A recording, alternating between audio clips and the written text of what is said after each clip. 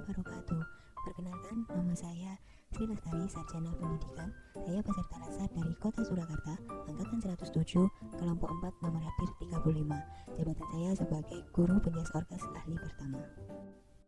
Dalam kesempatan ini, saya akan menyampaikan laporan, aktualisasi, dan habituasi yang telah saya lakukan.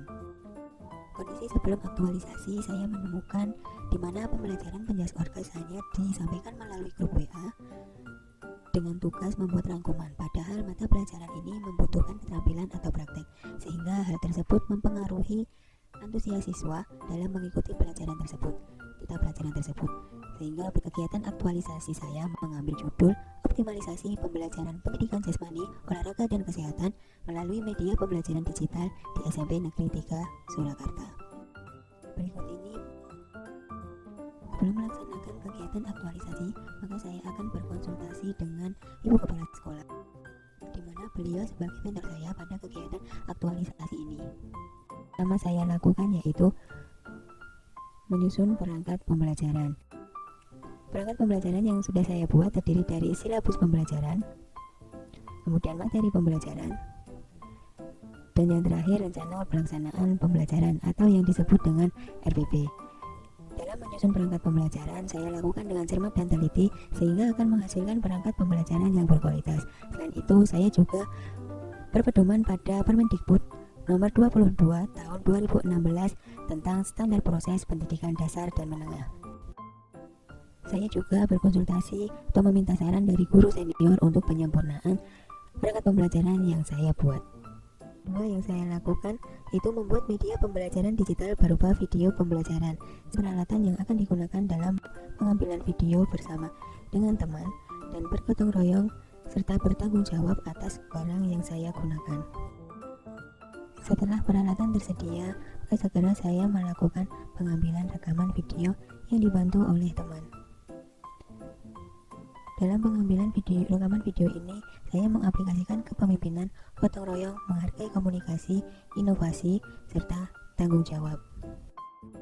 Hasil dari rekaman yang telah dilakukan, kemudian saya melakukan editing video bersama teman. Kami bekerja keras untuk menghasilkan video pembelajaran yang berkesinambungan sehingga bisa berinovasi dalam pembelajaran. Kegiatan ketiga yang saya lakukan yaitu melaksanakan pembelajaran daring dengan media pembelajaran digital yang telah saya buat melalui Google Meet.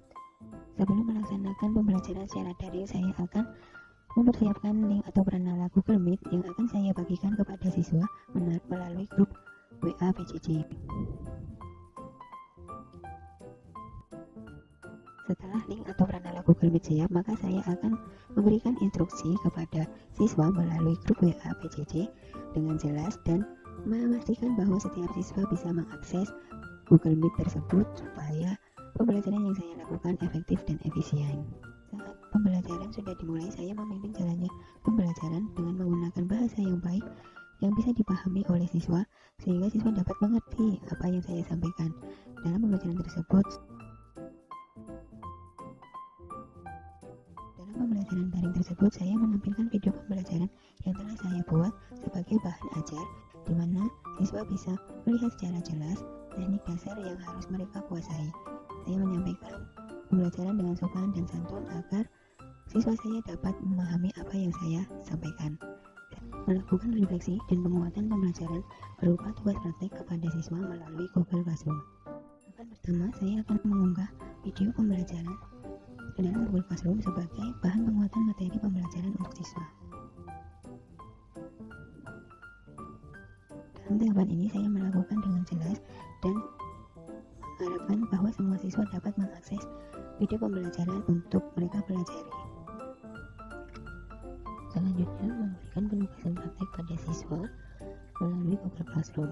Dalam memberikan tugas praktek ini, saya harus jelas, kemudian menggunakan bahasa yang baik dan benar. Tugas diserahkan kepada semua siswa. Setelah siswa mengumpulkan tugas praktek mereka, saya memberikan feedback atau penilaian kepada mereka secara transparan sehingga mereka bisa melihat penilaian yang saya berikan dengan adil dan menggunakan bahasa yang santun sebagai bentuk tanggung jawab saya terhadap pembelajaran yang saya lakukan. Kelima, yaitu melaksanakan evaluasi pembelajaran menggunakan platform digital, Google Form, dan Crossword.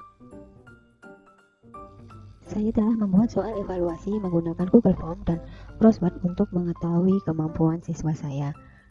Dalam membuat soal, saya mempertimbangkan tingkat kesulitan bagi siswa. Saya menyusun dengan cermat supaya soal yang saya buat bisa sesuai dengan kompetensi dasar yang telah saya ajarkan. Setelah soal selesai, saya akan mengunggah link atau Pranala melalui Google Classroom dan siswa bisa mengerjakan melalui link tersebut. Saya memberikan perintah dengan jelas dan menggunakan bahasa yang bisa dipahami. Setelah siswa mengerjakan soal evaluasi, saya akan memeriksa dan mengumpulkan data hasil evaluasi siswa secara transparansi dan adil serta cermat supaya tidak salah dalam memasukkan nilai mereka ke daftar nilai. Melaksanakan evaluasi capaian pelaksanaan kegiatan aktualisasi. Laksanakan konsultasi dengan mentor untuk menyamakan persepsi. Saat melakukan konsultasi, saya melakukan dengan jelas, kemudian secara sopan santun dan jujur. Dan dalam konsultasi tersebut, kami juga merancang evaluasi capaian hasilnya, dan rancangan evaluasinya seperti berikut ini. Kemudian saya melaksanakan rancangan evaluasi yang telah saya susun dengan mentor dengan memberikan angket kepada siswa melalui Google Form yang saya sampaikan di Google Classroom. Setelah data terkumpul, saya melaporkan kepada mentor hasil evaluasi capaian pelaksanaan kegiatan aktualisasi saya. Bagi teman-teman, saya Clara Kurniasan di Buku Koperasi ingin memberi pendapat tentang pelajaran BCOK, di mana kita menggunakan video untuk praktek online. Dalam hal ini, saya lebih paham dan bisa melihat langsung bagaimana melakukan praktek teknik dasar dalam BCOK. Dan dalam menggunakan Google Form, saya bisa melihat kemampuan saya karena bisa melihat hasil nilai secara langsung setelah selesai menjawab soal dari Google. Terima kasih. Assalamualaikum warahmatullahi wabarakatuh. Kegiatan aktualisasi dan habituasi peserta laksar bisa terlaksana dengan baik sesuai dengan jadwal yang telah ditentukan. Kegiatan yang dilakukan peserta laksar sudah memanfaatkan berbagai media berbasis teknologi. Hal ini sebagai bentuk inovasi dalam pembelajaran serta memberikan pelayanan yang maksimal, khususnya di SMP Negeri 3 Surakarta. Hal tersebut selaras dengan visi sekolah, yaitu menciptakan generasi beriman dan bertakwa, unggul dalam prestasi, terpuji dalam budi pekerti, serta berkawasan lingkungan. Selain itu, juga sesuai dengan salah satu visi sekolah, mewujudkan proses dan hasil pembelajaran yang berkualitas serta kompeten dalam penguasaan ilmu pengetahuan berbasis teknologi informasi. Demikian yang saya sampaikan. Terima kasih.